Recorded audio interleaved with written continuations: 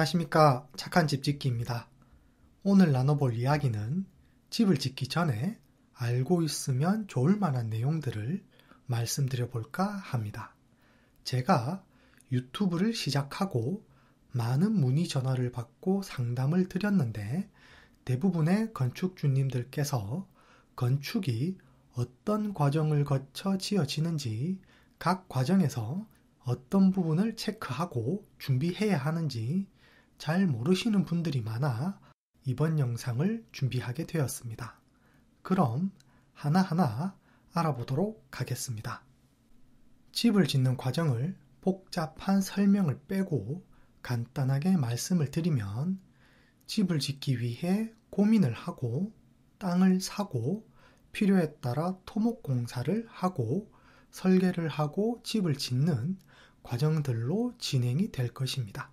사실 각 과정을 세밀히 보면 끝이 없기 때문에 간단하고 쉽게 이야기를 풀어가 보겠습니다.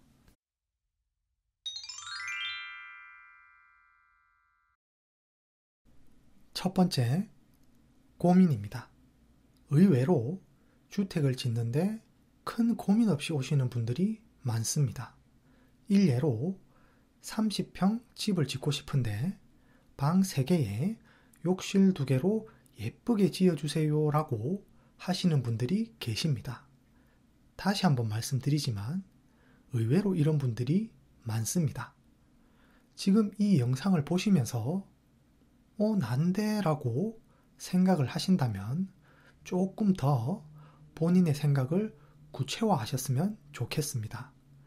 가족 구성원은 어떻게 되는지, 가족들의 라이프 스타일은 어떤지, 그리고 나는 어떤 집을 짓고 싶은지, 그 집에서 무엇을 하고 싶은지 등 구체적으로 어떤 집을 짓고 싶은지 깊이 고민을 하셨으면 좋겠습니다. 제가 만난 분들을 예로 들자면 50대 젊은 나이에 집을 지으셨던 분인데 유년 시절 주택에 살면서 즐거웠던 추억 때문에 주택 생활을 다시 원하시는 남편분과 아파트 생활에 익숙하고 영화와 연극 같은 도시 문화 생활을 즐기시는 아내분의 생활 패턴의 차이를 협의 끝에 도심 주택을 지으며 서로 배려한 분도 계셨습니다.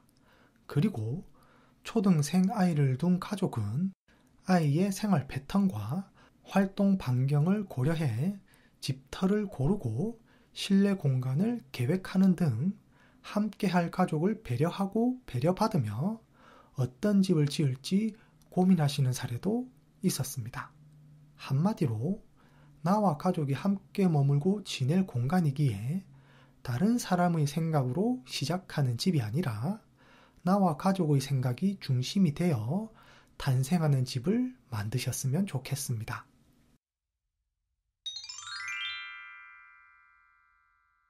두 번째, 땅입니다. 집을 짓다 보면 땅 때문에 골치 아픈 경우들이 종종 생깁니다. 이유는 집을 짓는 것에 모든 신경을 집중하다 보니 땅에 대해 신경 쓸 겨를이 없고, 또 땅에 대해 잘 모르다 보니 몰라서 지나치는 경우도 종종 있습니다. 땅 때문에 생길 수 있는 문제를 몇 가지 사례로 보자면,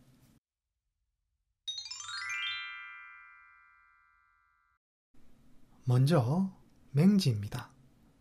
많은 분들이 한 번은 들어봤을 단어인데 도로와 연결되지 않아 집을 지을 수 없는 땅을 맹지라고 합니다. 극단적인 맹지는 누가 봐도 알 수 있지만 애매한 맹지는 전문가가 눈으로 봐서는 알기 힘들 수도 있습니다. 지금 사진으로 보시는 땅은 별 문제 없는 땅으로 보이지만 사실 이곳은 맹지였습니다. 바로 집 앞에 도로가 있고 동네 한가운데 있는데 어떻게 맹지가 되지라고 생각하시겠지만 이 땅은 맹지였습니다. 건축주 분께서 처음 이 땅을 구매할 때 오래된 집도 있었고 주위에 집도 있고 부동산에서도 집을 짓는데 문제가 없다고 하여 구매했지만 도로에 보도블록이 깔리면서 맹지가 되어버렸습니다.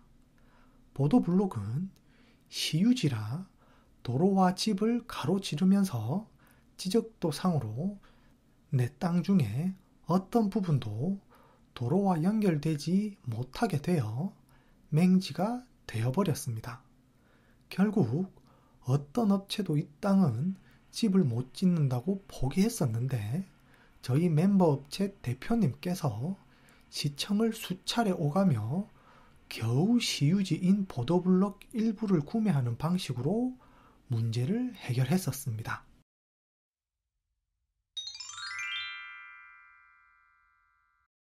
그리고 토목공사입니다. 이 부분도 참 어이없이 실수를 많이 하는 부분인데 간혹 집을 짓기 전에 간단히 땅 모양부터 조금 다듬어 놔야겠다는 마음으로 개인적으로 포크레인 기사를 불러 땅을 깎거나 올리고 진입로를 내는 등 임의로 땅의 형태를 변경하는 경우가 있습니다. 통상 땅의 형태를 변경할 경우 허가를 받고 진행을 해야 되는데 어차피 나중에 다 할 공사인데 무슨 일 생기겠냐는 마음으로 손을 태웠다가 막상 집을 짓기 위해 허가 신청을 하면 지적도와 달라진 모습 때문에 원상복구 명령이 떨어질 수 있습니다. 특히 농지 같은 경우는 엄격하게 관리되기 때문에 전문가와 상담 없이 자의적으로 함부로 손을 대었다가는 큰 낭패를 볼 수 있습니다. 이렇게 땅이라는 것이 아무 예고 없이 뒤통수를 치는 경우들이 종종 있습니다. 그리고 워낙 변수가 많고 명확성이 떨어지는 분야이다 보니 집을 짓기 전에 내 땅에 대해 최소한의 정보는 알아보셨으면 좋겠습니다. 그리고 땅에 대한 정보는 시공사를 결정하셨다면 시공사의 분석을 문의하시거나 땅이 있는 지역의 시청이나 군청 근처에 있는 설계사 사무소를 찾아가 알아보시면 좋을 것 같습니다.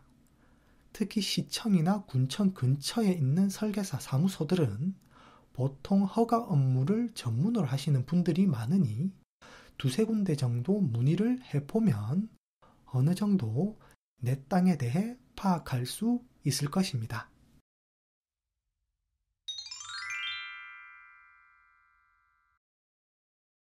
세 번째, 공법 선택입니다. 설계를 하기 전에 어떤 공법으로 집을 지을 것인지 결정하는 것이 좋습니다. 이유는 각 공법에 따라 설계가 조금씩 다르기 때문입니다.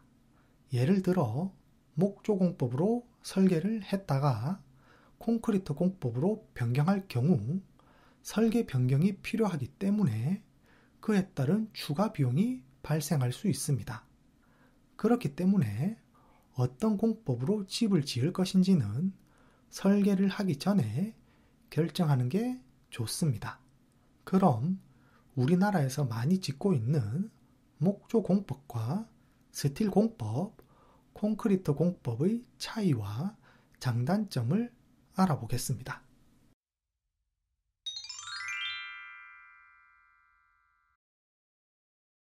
첫 번째, 콘크리트 주택입니다. 많이 아시다시피 철근과 콘크리트로 집을 짓는 공법입니다. 우리에게 제일 친근한 공법이고 또 가장 보편적인 공법이기도 합니다. 콘크리트 공법의 장점은 강성이 우수하고 방음도 타 공법에 비해 뛰어난 장점이 있습니다. 그리고 높은 강성 덕분에 기둥이 없는 넓은 공간을 연출하기에 용이하고 영화에 나오는 고급 주택에서 보던 통유리 창을 설치할 수도 있습니다. 단점이라고 하면 공사 기간이 타 공법에 비해 길고 비용 또한 조금 높은 부분이 있습니다. 그리고 콘크리트 자재의 특성상 유해물질이 발생한다는 점과 단열 성능이 타 공법에 비해 조금 낮은 점도 아쉬운 부분입니다. 마지막으로 아기자기한 형태의 디자인을 구현하기가 어렵습니다.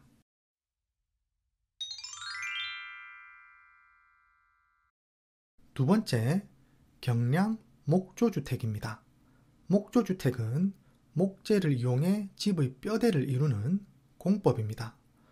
목조주택 또한 요즘은 콘크리트 공법만큼 보편화된 공법이라 많이들 선호하는 공법입니다.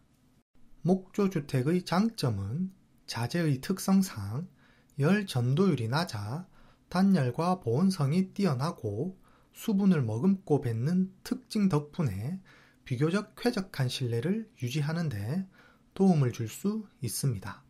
그리고 시공업체마다 조금씩 차이는 있겠지만 타 공법에 비해 시공비가 조금 저렴합니다. 그에 반해 단점은 목재라는 특성 때문에 누수가 발생해 수분에 노출될 경우 부식의 우려가 있습니다. 그리고 수축 팽창으로 인해 주택의 비틀림 현상이 발생할 수 있고 그 때문에 한동안 실내 방문이 잘 닫히지 않아 AS를 받아야 하는 경우가 발생합니다.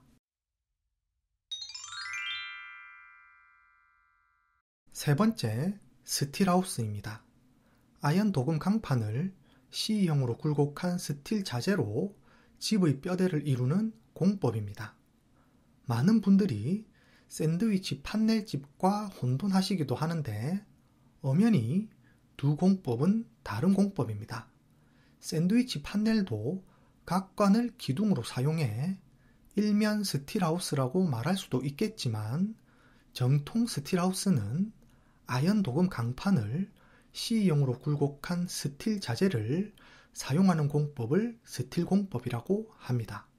그리고 스틸 공법은 미국에서 목조 공법의 단점인 부식과 흰개미로 인한 훼손을 방지하고자 고안한 공법입니다.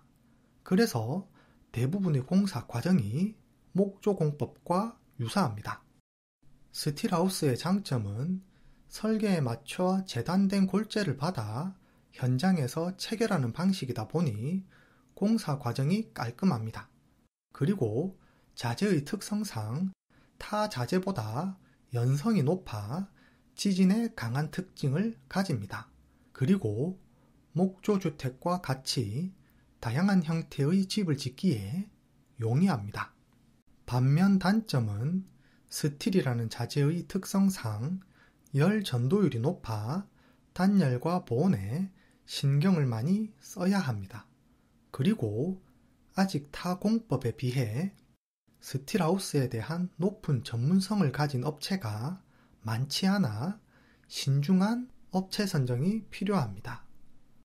제가 임의로 각 공법별로 자재 특성에 따른 장점과 단점을 나열했지만 그냥 참고용으로만 보시면 좋을 것 같습니다. 사실 어느 공법이 좋고 나쁘다 말하기는 어렵고 신경 써서 제대로만 짓는다면 모두 좋은 공법입니다. 그리고 각 공법의 장점과 단점은 시공업체에서도 충분히 인지하고 있는 부분이고 그에 따른 대비책 또한 다들 노하우를 가지고 있기 때문에 본인의 예산 사정과 마음이 가는 공법으로 선택하시면 좋을 것 같습니다.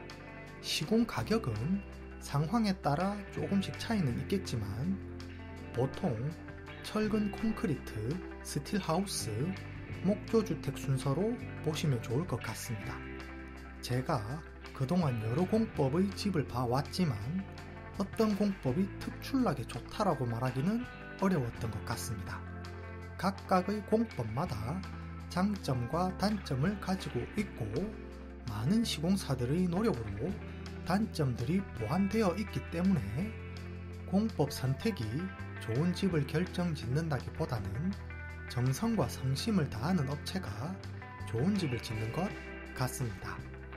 오늘 시간은 여기에서 마무리를 하고 다음 시간에 좋은 설계사와 시공사를 고르는 방법과 그리고 시공 과정에 대한 이야기를 나눠보도록 하겠습니다. 그럼 오늘은 이만 줄이겠습니다.